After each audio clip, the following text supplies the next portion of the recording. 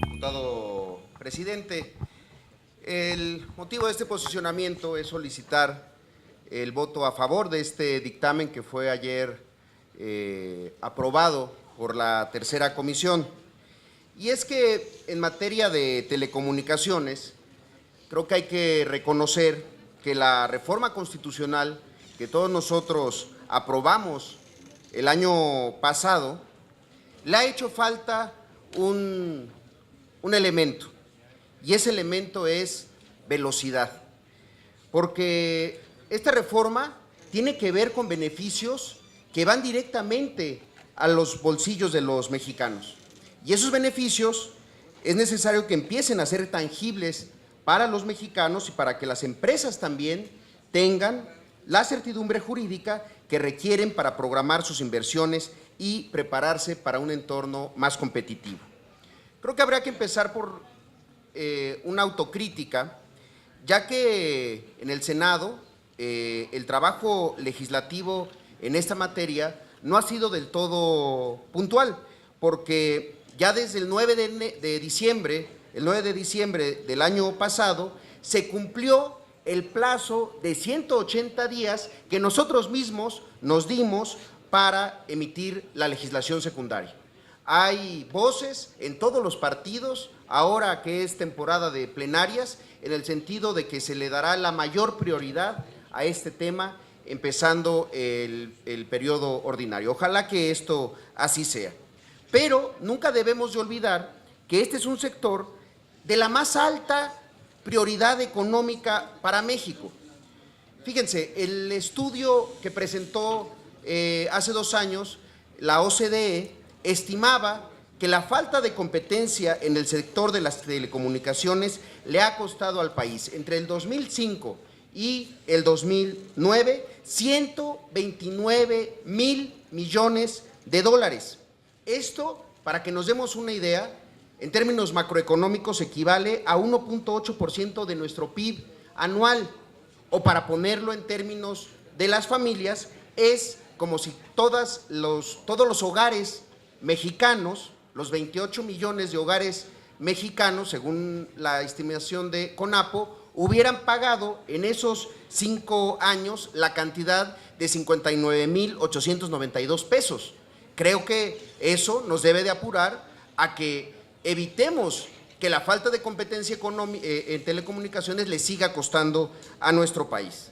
El sector, creo que todos reconocemos, es altamente dinámico, se moderniza a corto plazo y debemos pues actuar en todos los frentes para que la reforma se empiece a concretar, por lo que es necesario que, por supuesto, el Poder Legislativo, pero también el Ejecutivo y, por supuesto y sobre todo, los órganos autónomos involucrados avancen cada quien en lo que le corresponde, emitiendo y vigilando que se emitan las normas pendientes.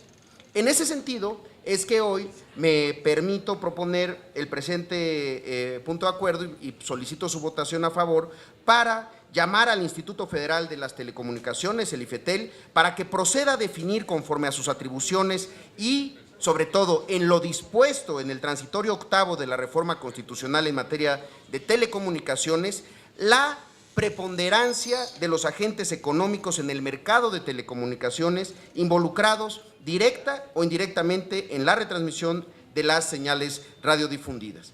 Como seguramente todos recordamos, la reforma en Telecom tuvo como propósito que las instituciones del Estado emprendieran acciones muy concretas para la reordenación de los mercados, y entre esas acciones estaban las medidas aplicantes a agentes económicos preponderantes. También la desagregación de redes, obligaciones específicas respecto al ofrecimiento de señales radiodifundidas y su retransmisión en la televisión restringida, lo que se conoce como Must Carry y Must Offer, así como la regulación del uso y aprovechamiento del espectro radioeléctrico.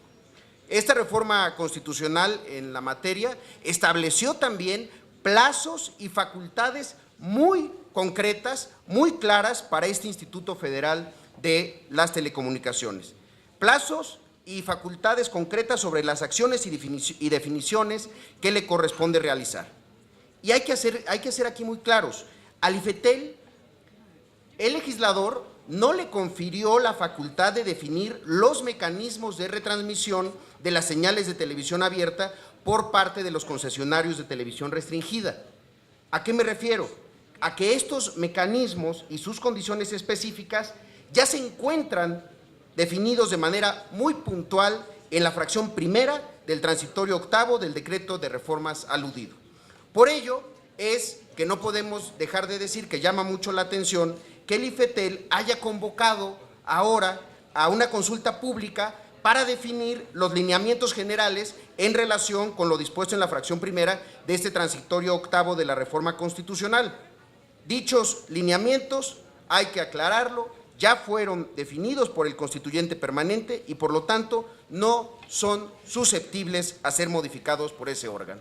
Por esa razón, compañeras, compañeros, es que creemos que el IFETEL debe de aclarar los alcances de su consulta, debe de apegarse a lo establecido en la Constitución y, sobre todo, no abrir una puerta trasera a lo que el propio Poder Legislativo no ha aprobado.